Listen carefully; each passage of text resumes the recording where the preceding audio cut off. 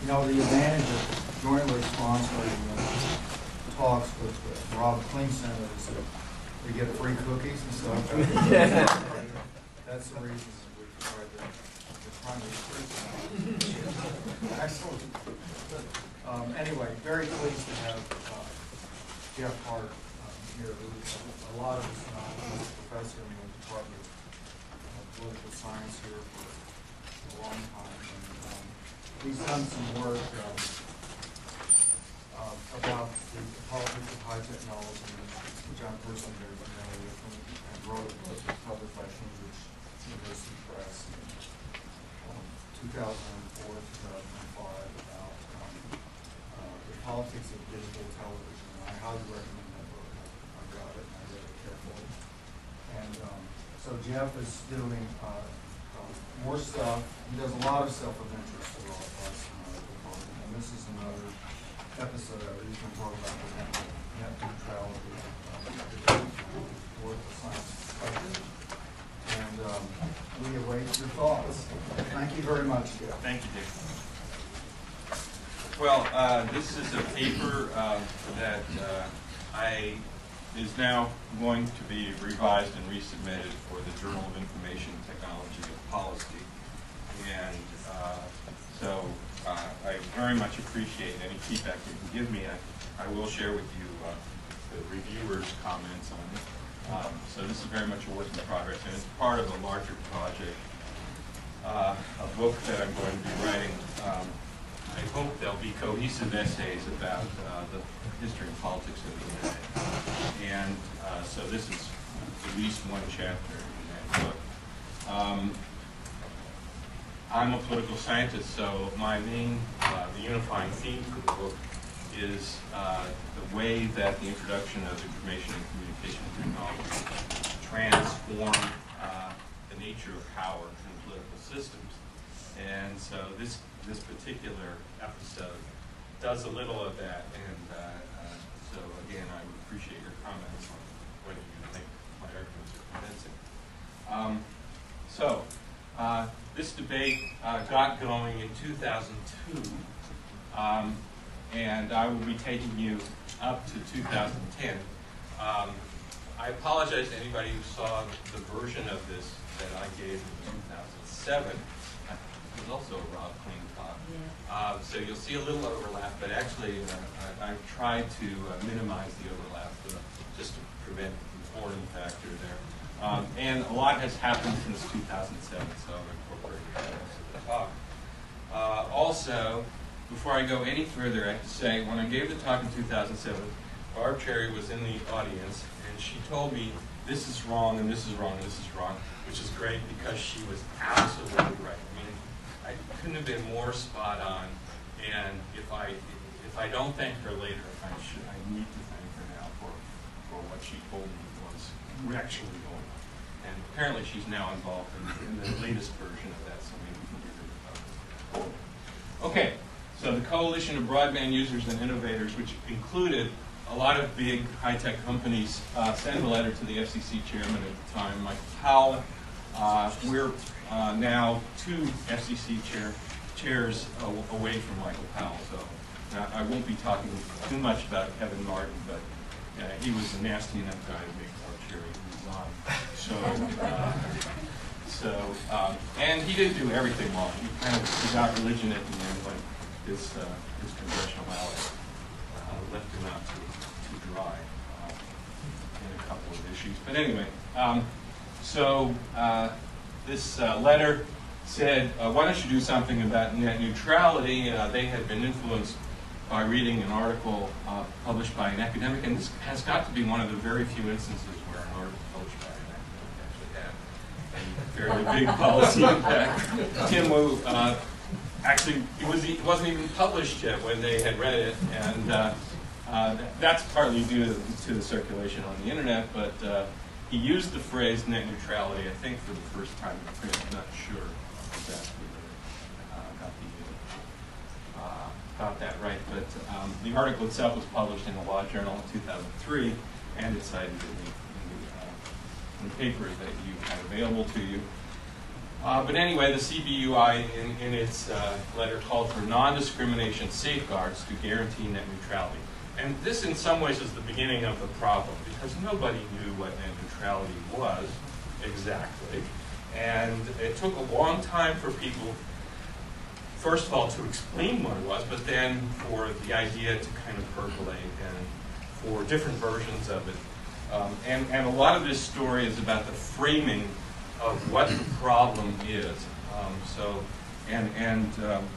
And I'll just project the fact that, or I'll foreshadow the fact that a lot of the framing depends on what party, political party you're in. And so this turned out to be a highly partisan issue, and the partisanness of it is still with us, and that's actually something that will help to determine its ultimate fate. Okay, so what is net neutrality? I'm taking the definition from Lawrence Lessig and Robert McChesney.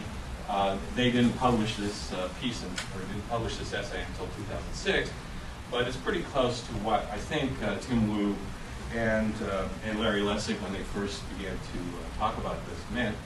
So, to quote, net neutrality simply means that all the internet content must be treated alike and move at the same speed over the internet. The owners of the internet's wires cannot discriminate. This is the simple but brilliant end-to-end design of the internet that has made it such a powerful force for economic and social growth. Okay, so a lot of things in there you might not be familiar with, and I'm not going to talk about much in detail, but the idea of non-discrimination is the key, as it was in the letter from the CBUI. And then there's this slightly arcane reference to the initial intentions of the founders of the internet. It's sort of like constitutional issues. And the end-to-end design or the end-to-end architecture issue will reappear. So I'll explain it when it comes up. Oh, yeah, I have to do this. I become a totally dependent on Ask a Ninja's video for teaching my students about what net neutrality is.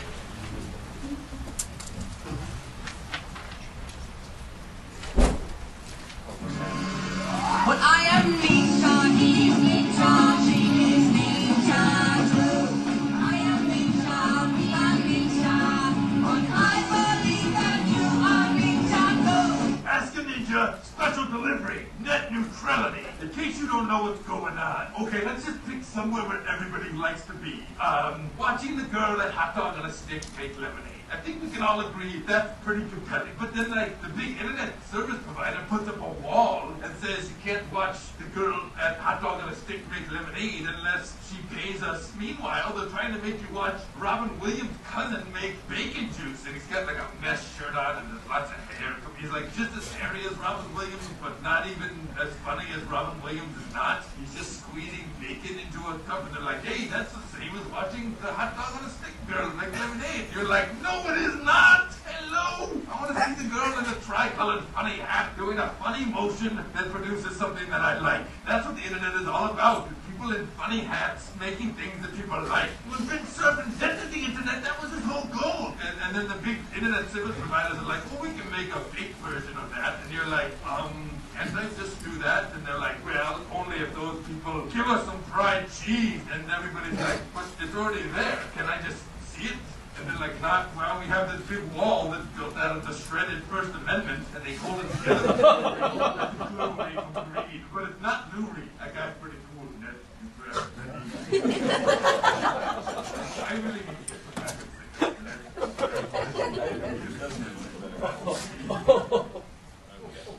So, all right. So, that's basically it. People want to get from point A to point B. They don't want to be interfered with. They don't want to.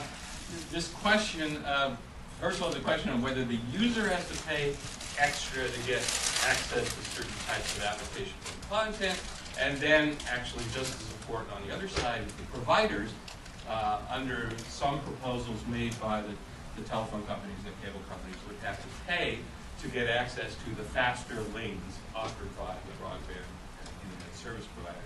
So, and I don't want to go too far into detail on this, although it's discussed in the paper.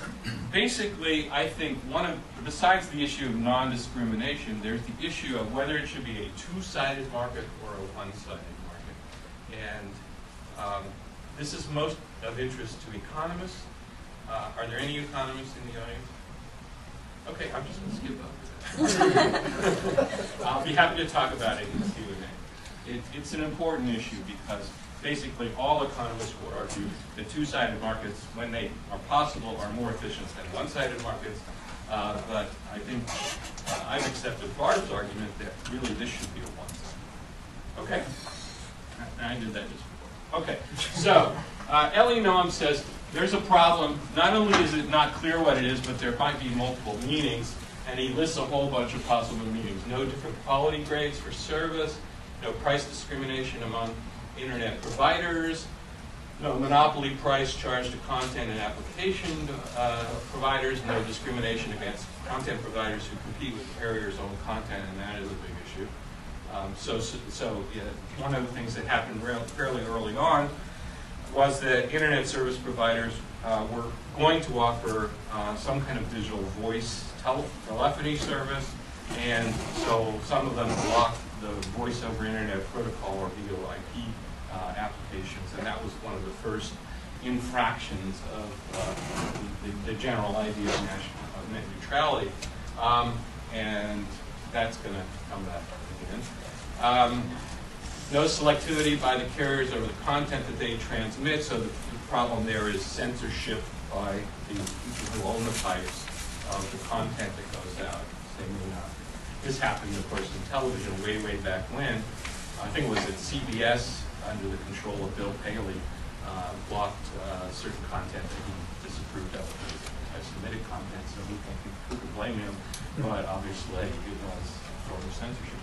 No blocking of the access of users to some websites, and again, that's the ninjas, one of the ninjas.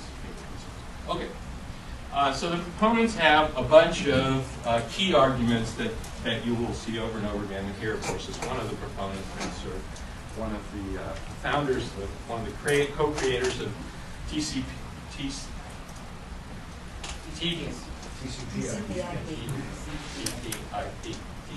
TCP/IP. And so he's a pioneer, now works for Google. And I think he's, what is he, Google Internet, I forget his title. Job title is Internet Evangelist. Internet Evangelist, thank you. Okay, so end-to-end architecture, what does that mean? Basically, the key design of the internet was a packet switch design in which to go from node A to node B, you could move through a wide variety of paths, and in fact, each message is broken up into packets, and the packets can go independently. They just have to be reassembled at the end. And for this whole thing to work, you need to be sure that packets can go through whatever route is available as quickly as possible. If there are going to be impediments along the way, that could very well interfere with the efficiency of the system. And so some of the proposals for how to sort of block access to the high-speed lanes that the telephone and cable companies were making would interfere with the end-to-end architecture, according to these proponents. So the key thing was to prevent discrimination by conduit companies against content and services that they do not control. And why would they want to control that? Well, basically the argument was that conduit companies are thinking about offering their own applications and services. They might basically privilege their own applications and content by providing customers with better access to that than from that of their competitors.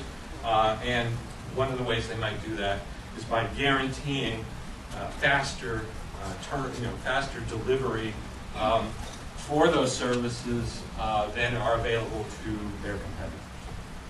So that's the basic issue. And the thing that seemed to be the highest concern in their view was video over internet is a fairly bandwidth-intensive service, and in order to guarantee quality of service for that type of content, there might have to be a sort of roping off of some of the bandwidth to make sure that there was enough bandwidth to allow steady and smooth video services. The American system is premised on a set of decisions made by Congress and the FCC, beginning with the Telecommunications Act of 1996. The basic underlying politics and the decision-making sort of assumes that there will be minimal government subsidies for the building of broadband networks, and that the way to get the broadband networks built is to encourage competition between the cable companies and the telephone companies, who are still the primary providers of broadband services, to build out their fiber optic networks and their interactive services through cable and telephone systems. Anybody have questions about that? So I think right now about 80% of Americans are online in some way or another. A fairly large percentage of that total is either cable, modem, or DSL services. I think there's more cable modem services than DSL still. Cable started kind of a time advantage, and some would argue a service advantage. Right now, we're kind of in the second wave of that with more advanced services like Uverse and what's the Verizon? Fios in certain areas. But basically, there are very few people now who depend on dial-up. We've kind of, that remaining percentage of people who depend on dial-up has gone down considerably, and it's mainly people who don't have access to either cable modems or DSL or can't afford them. And then there's the issue of whether you actually have any competition. So there are a lot of areas which have either cable or DSL, but not both.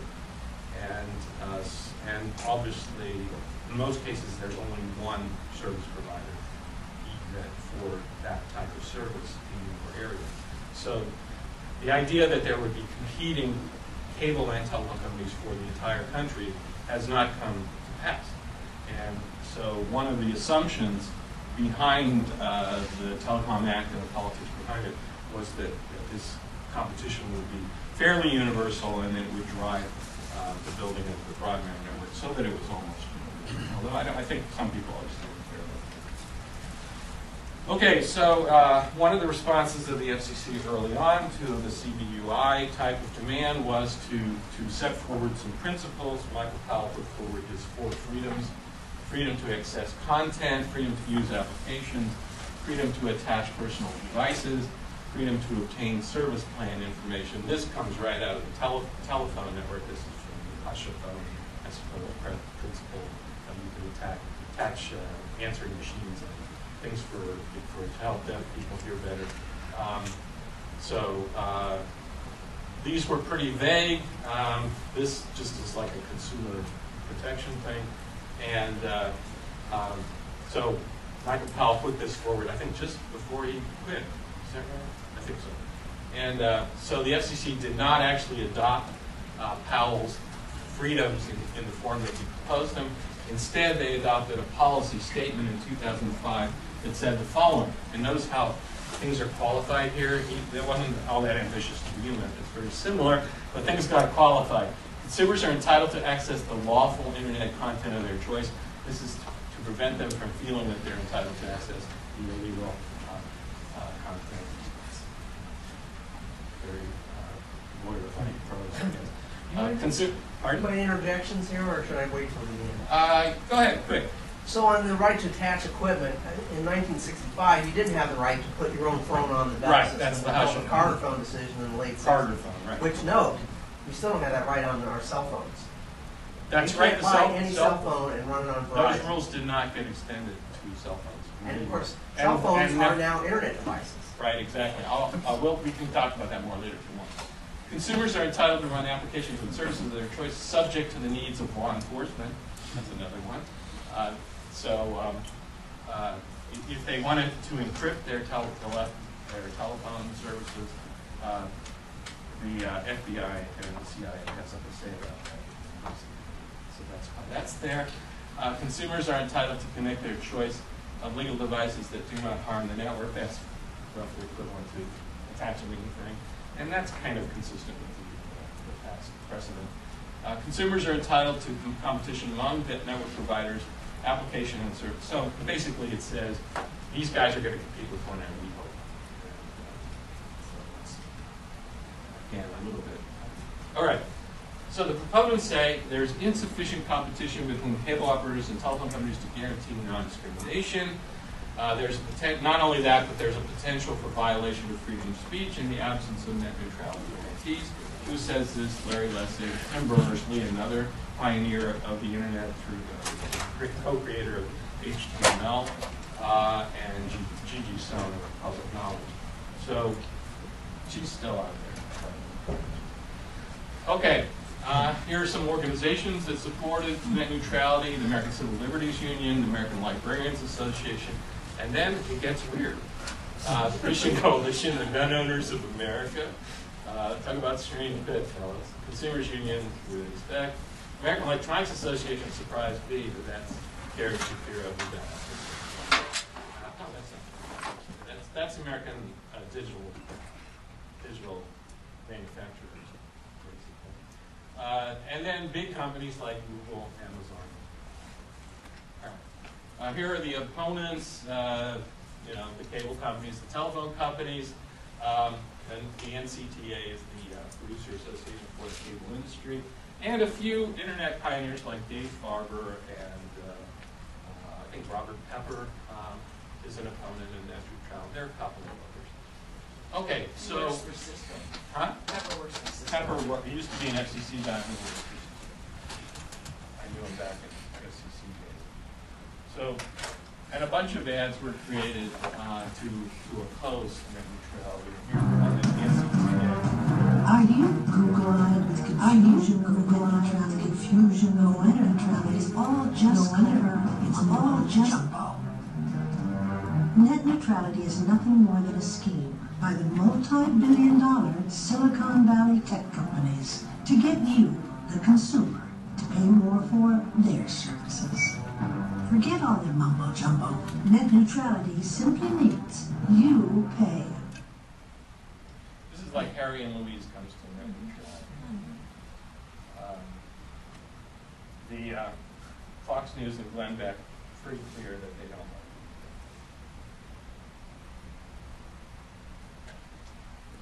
Well, a lot of folks worry that the federal government is trying to control more and more of our lives. Now Uncle Sam is pushing to exert more control over the internet. Is that something we really want? Jim Harper is Director of Information Studies for the Cato Institute. He's against more government regulation. And Josh Silver is the President and CEO of FreePress.net. He supports new regulations. All right, gentlemen, thanks so much for standing by. Jim, let me start with you. So the Obama administration has just made, they're pushing to get more control over the internet. And, this plays into some people's fears that the Obama administration is getting bigger by the day, and before he's done, he's going to have his hands in too many aspects of Americans' business. Is there a point? Well, yeah, the Federal Communications Commission announced last week that it was going to attempt to regulate the internet under a set of rules that were devised for the old telephone system. The internet's thrived under the freedom that we have. Net neutrality, which is the buzzword for what we're talking about, that's a good engineering principle, but I think the last thing we want to do is give control of net neutrality, give control of the engineering of the internet to the lawyers and bureaucrats at the FCC. It's our national censor, after all. I think we want to keep our communications out of the hands of the federal government. Josh, why? Why does the FCC now need to get involved Actually, it does a lousy job. Anything having to do with the internet? They already control the television and they control the radio. And Sorry, Josh. He was here, wasn't he? And of course, Glenn Beck is against it too. But notice the frame here is regulation. The net neutrality is regulation. Regulation is bad, therefore I don't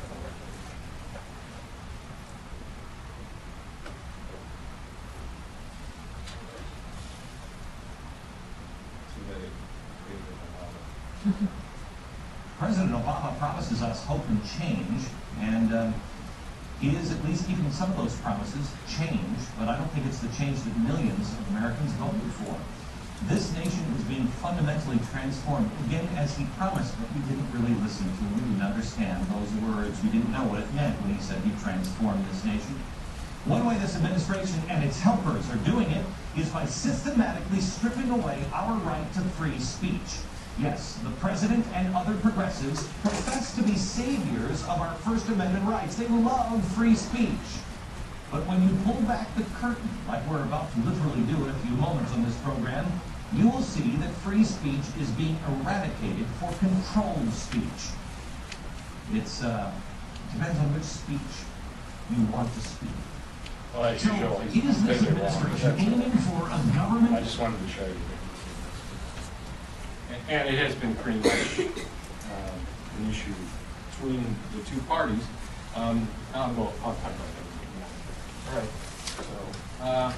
So what the opponents argue, and I'm going to give the best possible take on the counter-argument, and I think that's the only way to fairly deal with it, is that net neutrality constitutes unnecessary regulation. The threat of discrimination by cable companies and telephone companies is overblown. Cable and telephone companies need new revenues to build out their network.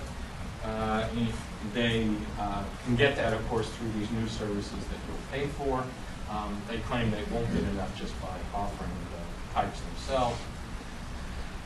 They need to have intelligent networks, that is, as opposed to the quasi-stupid networks that are available under end-to-end architecture. They need to be able to do what's called network management in order to assure quality of service. That otherwise, they won't be able to do what they need to do to make money to pay for the build-out of the network. And that competition is sufficient to prevent abuses. So, and sort of the last argument is, okay, if we engage in anti-competitive practices, you can keep complying with those laws and don't have to worry about any special legal penalties for neutrality. Okay. So the first time this came up for potential legislative act was in the Video Franchise Bill of 2006. And in this bill, first in the House, Democrats led by Ed Markey tried to add net neutrality amendments to the bill. These amendments were blocked in committee, and the effort to insert them on the floor failed. It was a very partisan vote. In the Senate, Olympia Snowe, again crossing the aisle as she's continued to do, proposed a net neutrality amendment for inclusion in the Senate version of the bill, but it lost in an 11-11 committee vote, and so no amendment was included. Ted Stevens was one of the key members of the committee, I think the chair, who voted against the amendment, and then he went on to become famous for his statement about the internet is a series of tubes. And here's the quote, and again, the internet is not something you just dump something on, it's not a big truck, it's a series of tubes, and if you don't understand, these tubes can be filled, and if they are filled when you put your message in, it gets in line, and it's going to be delayed by anyone that puts into that tube enormous amounts of material, This is so famous that it went viral. June 26, 2006. Anybody with, well, he also went on to refer to equate the internet with his email, showing his total ignorance, I guess, to most of the people who use the internet intensively, and in terms of reaction on the blogs, the series of tubes created a little furor in terms of reactions. It also produced a mix. I kind of meant to play the mix for you.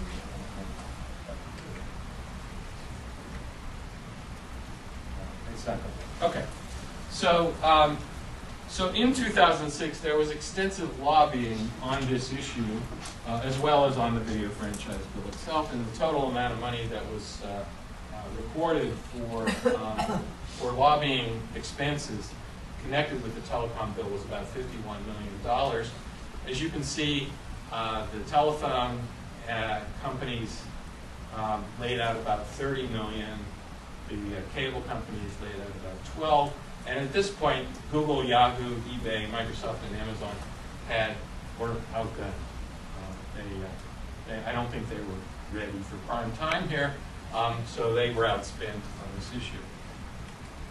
I think they continue to be outspent, but I haven't been able to check. There's some information on that in the paper.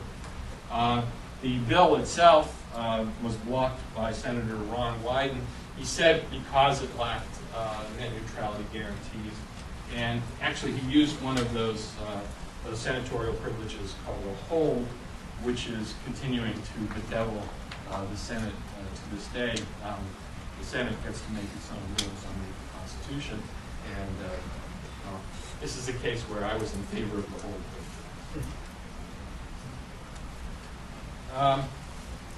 Now, Senator Barack Obama realized that this was a potentially useful issue for his bid for the presidency, and he definitely wanted the support of the high-tech industrialists, Silicon Valley, and he put forward his position appropriately enough at a meeting at Google. I intend to work with you in the story of American innovation. That's part of the reason why I'm running for President of the United States. To seize this moment, we have to ensure free and full exchange of information. And that starts with an open internet. I will take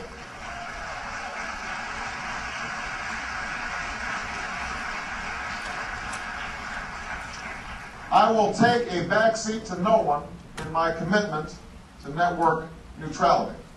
Because once providers start to privilege some applications or websites over others, then the smaller voices get squeezed out and we all lose.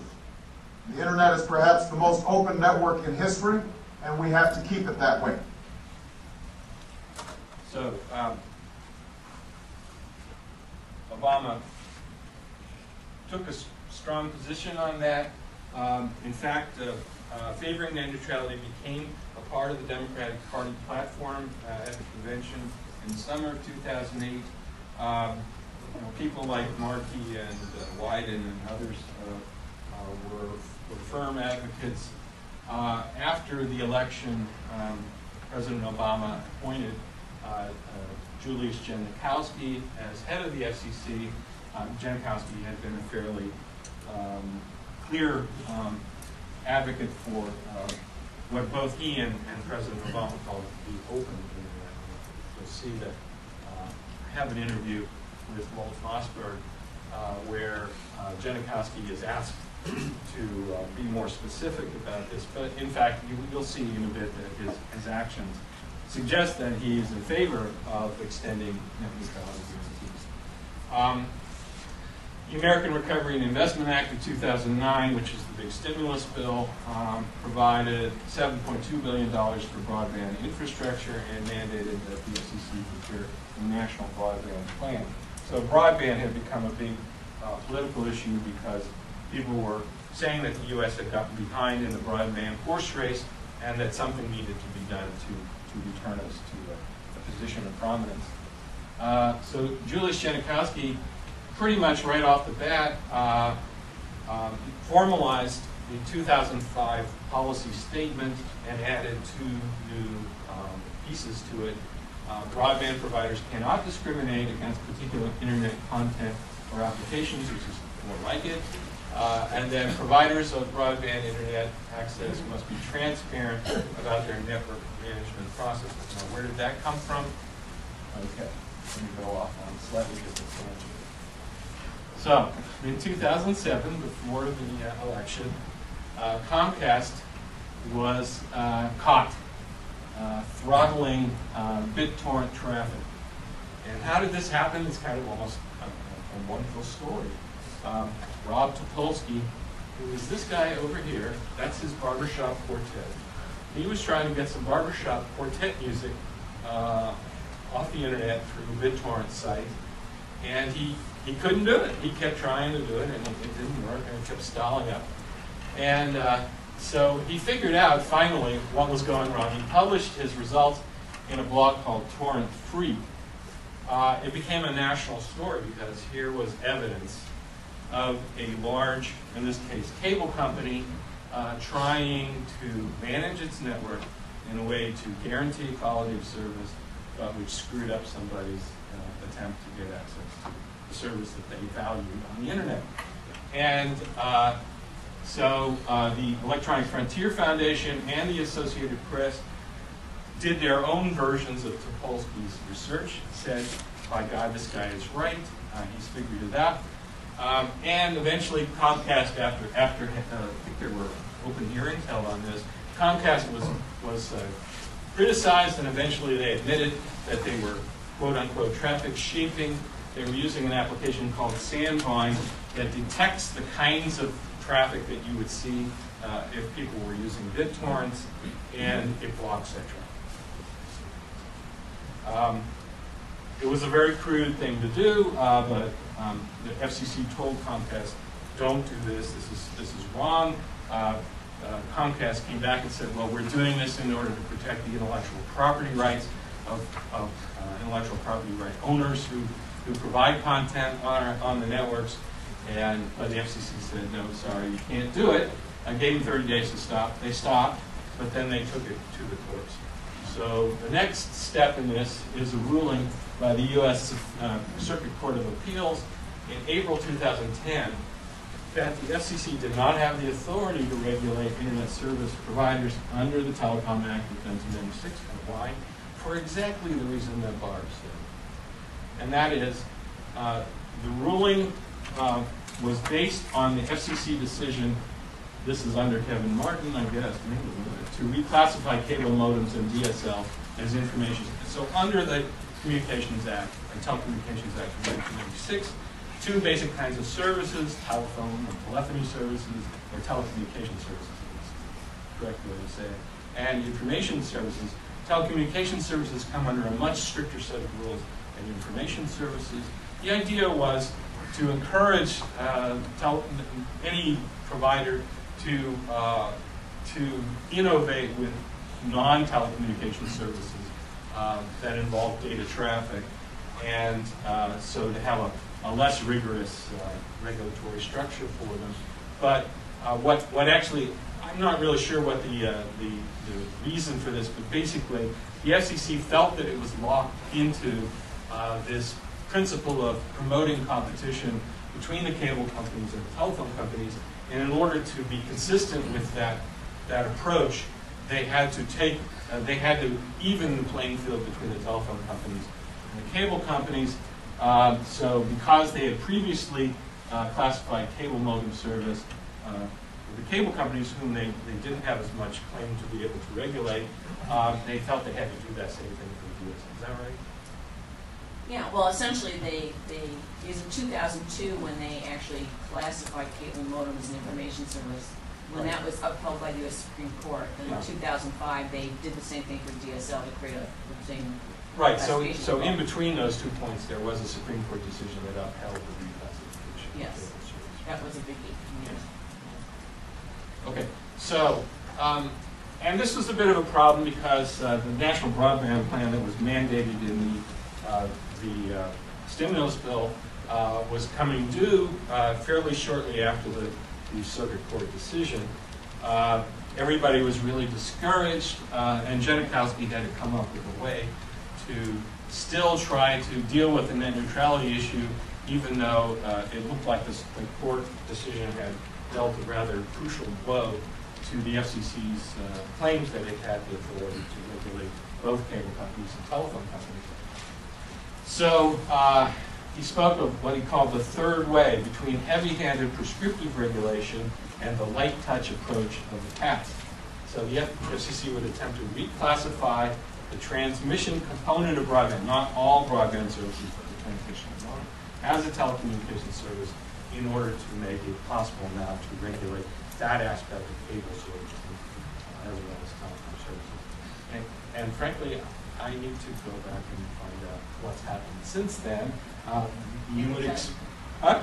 If you want, I can at some point tell you. I'd love to hear it. But I do know that immediately after the announcement of the broadband plan, all the usual suspects came out and came out against any aspect of net neutrality. We used the same arguments that we saw in 2006 and 2007, were immediately dusted off, taken off the shelf, dusted off, and deployed. And you saw what Glenn Beck and Fox News. So the conclusion is that this is a very partisan issue that the Republicans kept with their very simple frame of net neutrality as unnecessary regulation, another example of the government intruding into our areas that it shouldn't go. The Democrats, I think, saw it primarily as an issue of freedom of speech, of maintaining consistency with the past, and a kind of defense of the government role in promoting the benefits of new technology. The Republicans had pretty much dominated things until the end of the franchise bill and the November 2006 midterm election.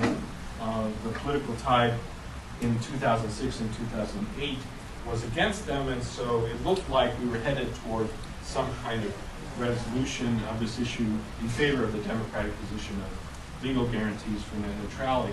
However, the combination of the Comcast ruling, very strong Republican opposition, and now I think the midterm elections will add to that some recovery of Republican control over Congress.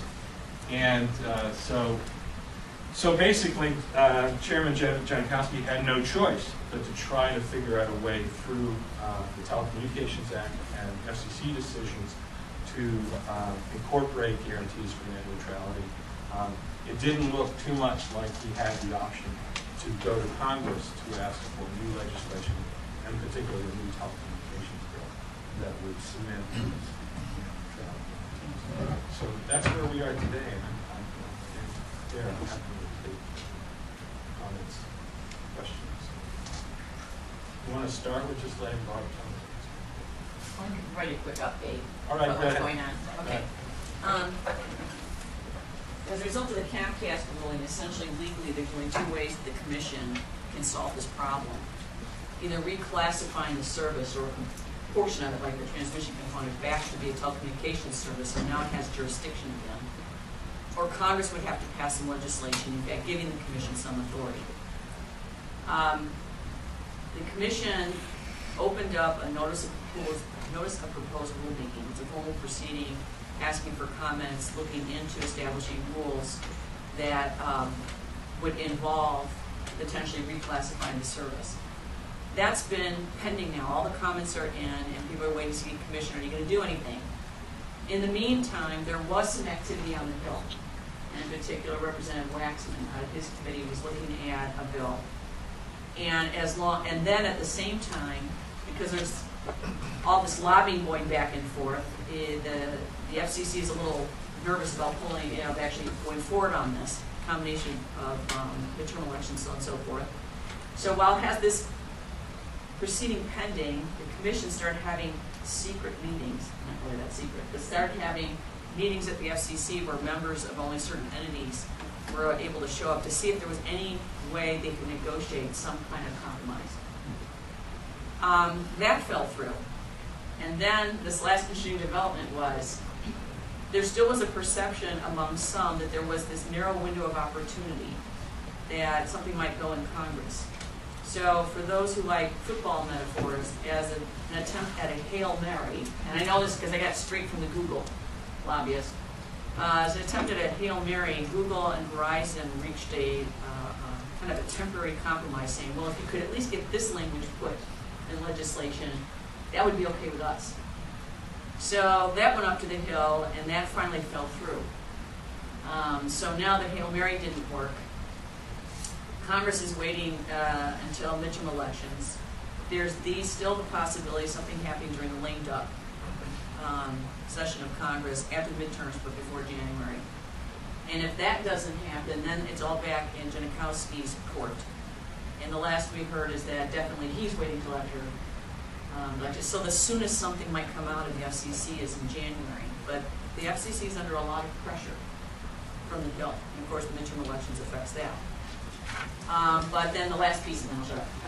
The last piece that's important is that when the Hail Mary pass finally failed in Congress, for the first time ever, Representative Waxman finally made a public statement saying, look, if we cannot get a bill passed, Congress must do something about it.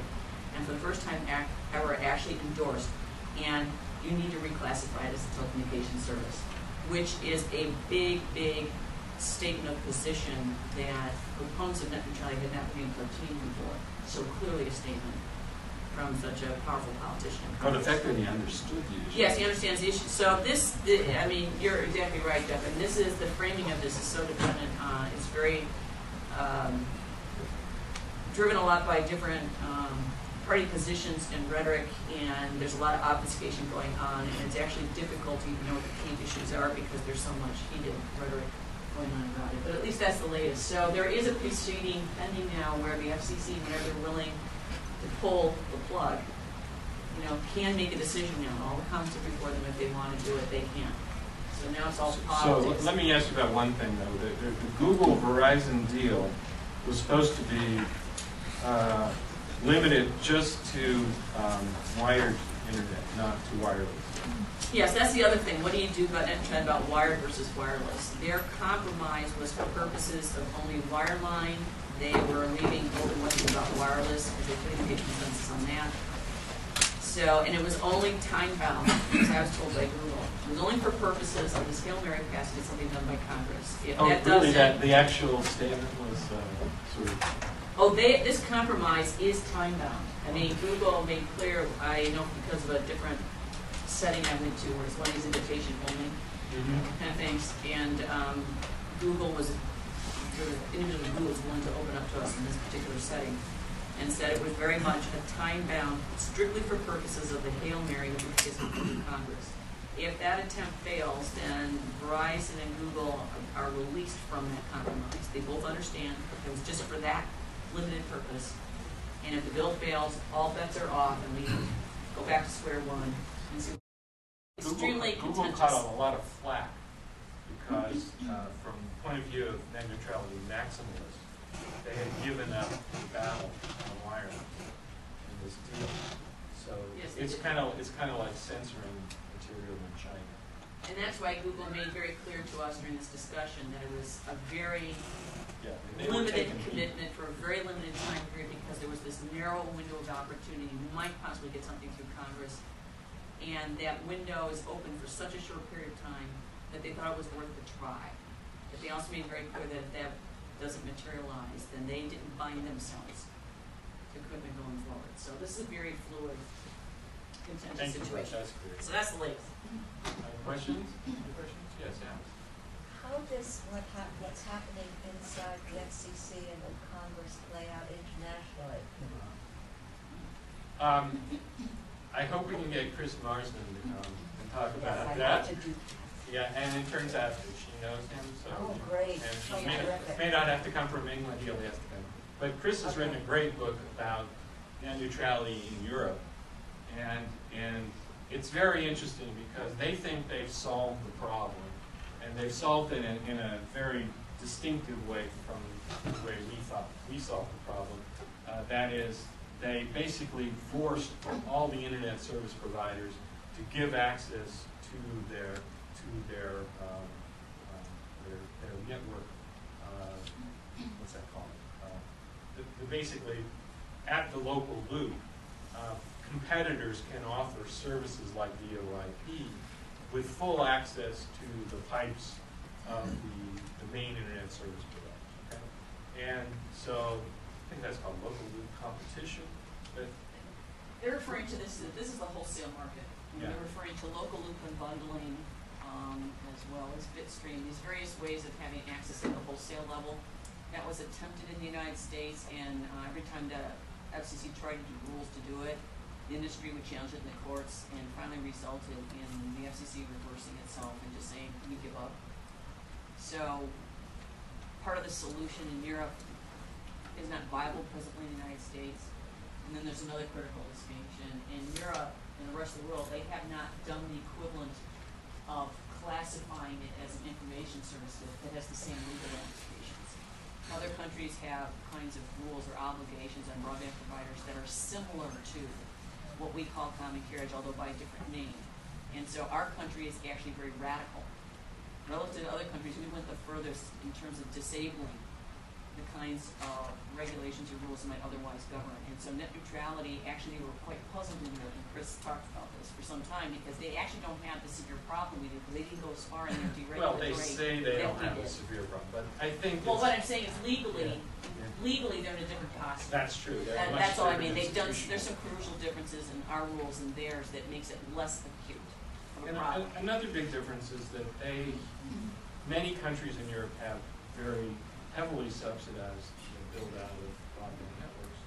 So one aspect of the difference between the broadband speeds, for example, that are available in China or South Korea and the United States is the subsidy element that's much stronger. Yes? After the midterm elections, is there a concern that there'll be legislation that actually swings it in the other way, that actually codifies the fact that companies I have that concern. I mean, yeah, I think it's obvious that if the Republicans gain control, it looks like they're going to gain control of Congress, but maybe not the Senate. I haven't been following it as deeply, but it looked like that. It's 50 seats in the House, and it's going to be roughly 50-50. I guess and that's going to change the chairmanships will change. Of course, it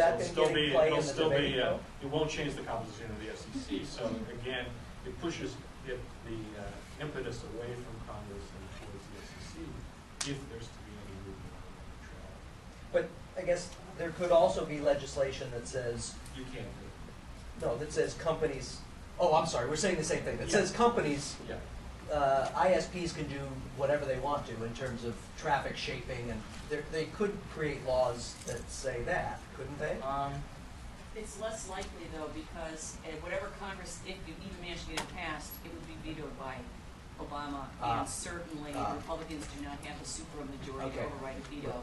Yeah. So I would just say, for those of us in the industry, we're less concerned about that. I see. That's why I have it. It means that Congress, things can be blocked. You're assuming that's a stand-up vote. They took it in the Veterans Benefits Bill. Are you going to veto that? No, they're going to veto that. Yeah, all kinds of things can happen with add-on. Although, didn't that happen with the defense bill? They tried to put something in the defense bill. It got vetoed. Oh, was it? It got vetoed. Yeah. So it depends on how politically salient that extra bill is as an add-on to the bigger. Yeah, I'm sorry. Well, I have more of a comment. That, from the viewpoint of the broadband providers, they've invested billions of dollars in their network, and they have a right to get a return on investment. You can make more money selling content than you can dumb pirates. Well, they think. Faster growth and all that. Now, on the other hand, note that I can't start a company and provide you cellular service, right? They're using the public airwaves, albeit that they bought the right to. Well, in principle, you could apply for a cellular. Next time they offer a cellular license through an auction, I suppose you could bid then. But it's pretty tough. Right. They spent $10 billion or so bidding on the rights to use the airwaves, and then on the wire, they run down the highways and on the telephone poles, and they were granted. I don't want to say monopoly, but whatever the right phrase is, the right to do that. So it's not that they're strictly free enterprise and they built a network and they can do whatever they want with it. There was government involvement in enabling them to have this network, but they also have billions of dollars in investment there. Is there a question? No, but also you should mention that Comcast wants to buy NBC. Yeah, and just before, I just read this book called Google by Ken Auletta, and it has a very good discussion of the possibility that Google was going to bid on one of those spectrum allocations in order to become a competitor with the telephone companies and cable companies. And they did it, I guess, to spook everybody else. Is why they actually did it, just to prove that they could, I guess. And Google owns a lot of dark fiber. the service, its data caches, but you know. What's that? Google is a very big player here, so when I come around to talk about the power implications, I'm going to discuss. What's dark fiber? I'm sorry. Dark fiber is unilluminated optic fiber. So back before the dot-com bust of 2000 2001, they were building they were creating fiber optic trunk lines like crazy, way overinvested, and so a lot of fiber never actually got illuminated and used, and then it was sold on the market as dark. It's like extra capacity. It sounds a little bit like Star Wars. It's not the Is it switch flippable? I mean, is it ready to turn on? It's in the ground. Well, it may or may not need some electronics added, but basically, at least the fiber's already laid in the ground. So it's think of it as a form of spare capacity. Isn't that right? The dark fiber is the... Well, it costs a lot to get the fiber to work, but having the fiber in the ground is a big part of the total. Right. Is this such an esoteric issue that mobilization by the public is really unlikely, and that we really can't see, just as with so many other political issues over the last couple of years, the relationship between the cause and effect? So if certain action is taken, it's very hard to realize an outcome. Yeah, well, with a lot of the issues that are technology related, yes, there's a lot of arcane knowledge that's connected with it. How would you But persuade because internet use is so widespread now, and because a lot of people depend upon the internet so extensively for whatever it is they depend on, I think it's not as hard to mobilize. So when something happens, like the Comcast throttling, a huge uproar occurs. Millions and millions of people get excited about it, and some fraction of them can be mobilized to do something with that. But yeah, part of the problem is that, like I said, the concept itself is a little arcane, a little hard to put your arms around. Regulation is very simple. The beauty of the Republican framework is not complicated. Yeah. Just as a comment on that, and maybe correct me if this is a wrong perception on my account, but we were in Australia last year, which uses a metered system. So all of a sudden, so you pay bit rate. Yeah. So the moment you reach your cap for a month, man, they downshift that sucker, and all of a sudden you can't get anything down. So that's a cap, not a bit rate. But would that be? I mean, so my understanding of net neutrality is what they want to let through at full speed, they'll let through at full speed, and what they don't, they'll throttle down. And if I have to be throttled down for what I want to use, man, that mobilized my wife and me like that. We came back saying, we'll talk about net neutrality all day long, because what actually, you want, because you the can't traffic is building up, people are starting to experience these kinds of caps and special fees from it. And you already see it on your, if you have a smartphone, you probably, has anybody exceeded their bit rate for a period of time for your smartphone? You've got to charge for that.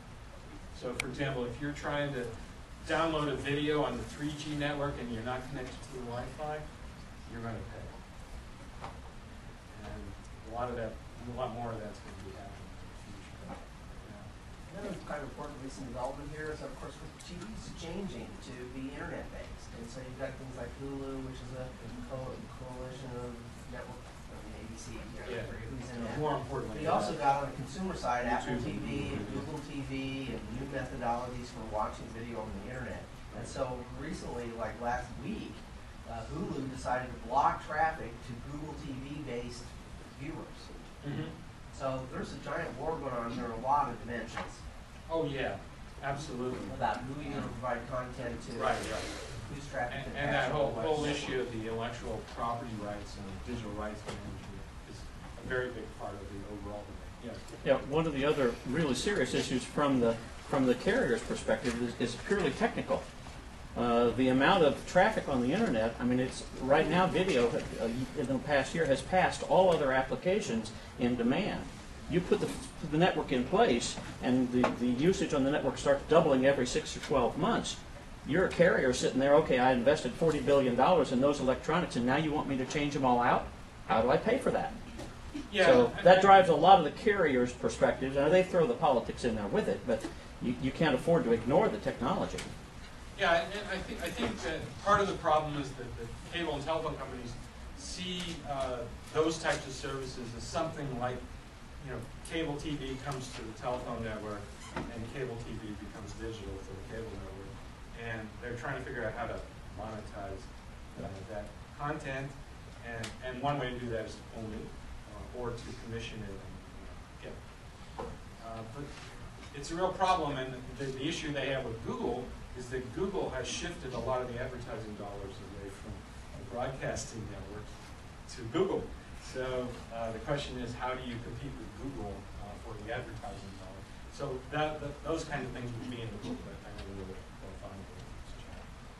I sort of had the same sentiment that Alice with the questions answered me.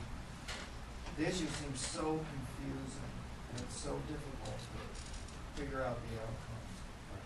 And I mean, kind of a sort of dumb question, I guess, perhaps, but why are Republicans against network neutrality, and why are Democrats for it? And does it have anything to do with actual reasonably predictable outcomes of what will happen under different regimes, or is it basically on a very basic, knee-jerk kind of level, which has very little to do with what will actually happen? Well, that's a great question, and I don't know all the answers to it, but I think one answer is that it's the Republicans are responding to what works with their political base, and the anti-government, anti-regulation frame has been working for them consistently for quite a long time, really since Reagan. It turns out that it worked also with the Democratic base for a little while, under Carter, a little bit under Kling. But I think one of the things that may change is with the financial crisis of 2008. It could be that regulation doesn't look so bad anymore, even for Republicans. And so that hasn't happened yet. And so this question of, do I trust the government to do task X, Y, and Z? It's a fairly clear distinguisher between Republicans and Democrats, and the political logic of it is almost insuperable. That said, there are many Republicans who are representing high-tech intensive districts and states. And those Republicans should feel a lot of pressure to be doing whatever helps the economy of their state. And if net neutrality hurts the economy of their state, they should be pro net neutrality. And they should be trying to explain it to their constituents. I guess Olympia Snow doesn't have to. I don't know why do they have more smart people? Just not actually. I think that they do in some ways. I think they're no, I say that because I think they're very aggressively building out a statewide infrastructure, going and using stimulus money, and there were a lot of other states like Indiana would say, "Holy cow, that's unfair competition with private enterprise." They're going there, and our governor's done everything he can to take any state telecom asset out of any attempt to push it out. And in fact, Republicans in the legislature fought stimulus grants to connect Ivy Tech campuses through the Zayo bandwidth grant. And I had to write to NTIA saying, don't listen to those fools in the corner. Because they literally wrote and said, we like this. And then the carriers went and lobbied them. And then they wrote a letter saying, never mind. We didn't realize it was unfair, bad competition. Yeah. You shouldn't do it. And so the politics is even wrapped up in the stimulus of pushing out fiber, further into rural areas. And the Obama people did eventually give the grant. So there'll be fiber pushed out towards Cincinnati and these campuses connected. But that's part of it too. Yeah. But what you said also stimulates me in mind that the export infrastructure is a big factor too. So we've got people, I forget which campus, is not Terre Haute or there are a bunch of groups who kind of are the equivalent of the anti-net neutrality groups at the national level in the state. And occasionally they write op-ed pieces saying, this is bad regulation, unnecessary regulation, we don't need it. So that tends to reinforce the prevailing mindset.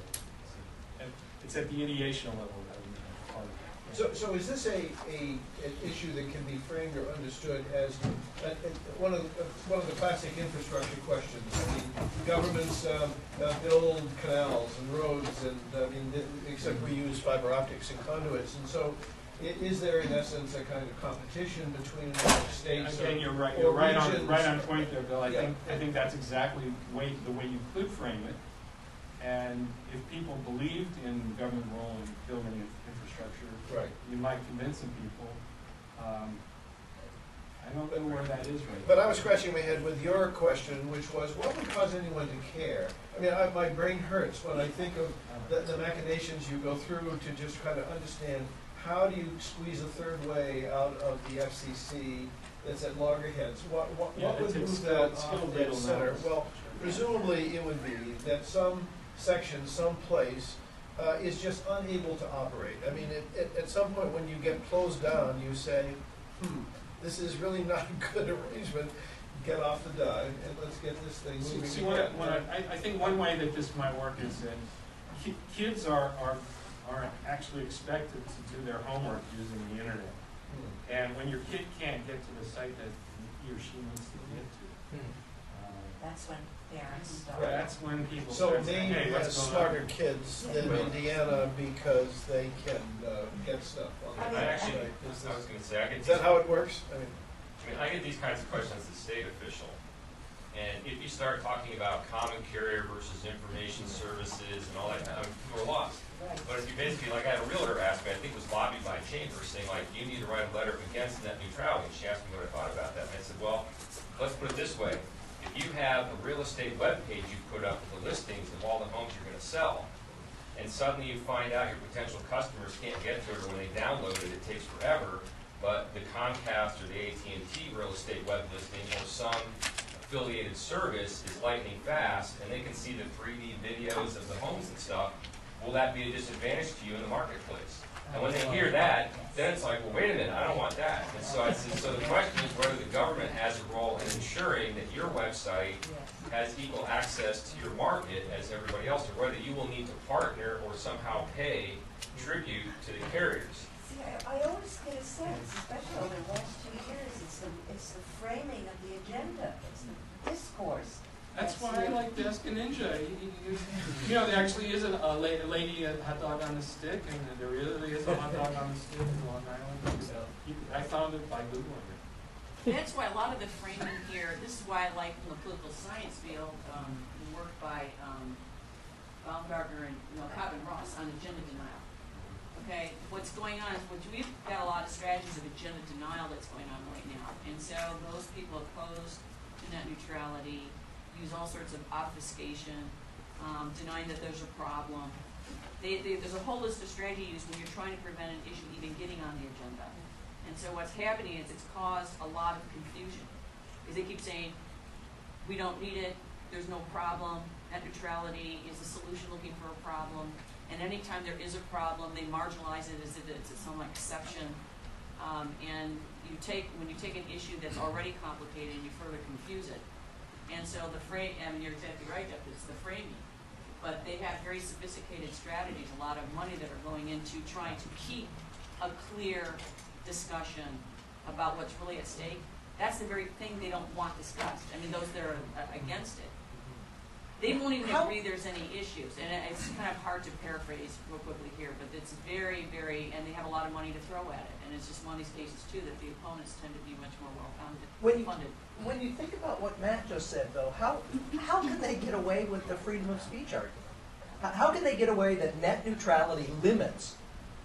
Oh, well, the way it's freedom of speech. I don't get that. We don't want agencies like the FCC interfering in our internet. And if we give the power to them, they might use it for nefarious purposes. See, Barb's kind of chuckling because I'm not a political person. She's going, "Oh my gosh, how naive are you?" But no. I just don't get it at all. No, what I'm saying is, and this actually is the key point, because you have people like my constituency, the people on this campus, like they're into free speech, openness, and total access to information, right? So the framing is a mind bender, because the anti-net neutrality people will say, do you want the government to regulate the internet? The gut reaction is like, no, I don't, because they're thinking it's going to be someone like Ted Stevens deciding what the tubes can do, shutting down content considered obscene or pornographic or any controversial stuff, or that the government will get in favor of one content over the other. And so when it's framed that way, it's like, oh my God, I don't want the government anywhere near the internet because it's flourished and I can get the hot dog on a stick thing without having to ask my congressman if it's okay. So get them out of there. So that frame, the more liberal or left kind of approach, it's like, no way. But then if you frame it the other way, which is, do you want the corporations that own the infrastructure to be free to limit based on their business necessities or maybe technical, whatever, for what you can get access to? Now suddenly it's a completely different response. So which frame wins in the public mind is what will determine this issue. And that's where the battle is. This is similar to what happened with the key U.S. Supreme Court case that just came down in Citizens United, where the Supreme Court ended up overturning over centuries worth of precedent to say that corporations now have free speech rights to the same extent as humans. Now, they frame that in the name of free speech. If you go back and read, and Justice Stevens writes just a scathing, brilliant, fatally brilliant dissent, where he talks about, however, corporations are not the same as humans. Okay, they're collectives, they're legal entities, they can amass capital, they aren't even citizens. They can't vote, okay? And so, when you look at, there are some key differences between corporations and humans for reason, and it historically was a reason why, in fact, to some degree, government had a role in limiting what corporations could do in affecting campaign financing relative to humans. The Republican frame, so to speak, has won on that right now, okay? And both people in favor of Citizens United and those against it are both espousing free speech concerns. But it's pitting, in this case, free speech as corporations versus free speech of human beings. What's going on in net neutrality is, this is the best analogy I can think of. When you say leave it to markets, leave free markets, there's actually a very important role of government that's presumed that oftentimes is forgotten. Markets don't work unless there's underlying rules of law in place that allow them to do, like some fundamental property rights, contract law, and some enforcement mechanisms. So even when you say leave it to markets, you're actually assuming there is some role that government has played. Net neutrality is taking it another level. But basically, if you understand how networks work, it turns out all throughout history, key network infrastructures actually require certain kinds of basic rules to be in place in order for them to be widespreadly available, affordable, and reliable. And so having stripped those key rules that historically have always been in place is actually what triggered the debate. And what that debate is all about is whether we need to re-put in some rules.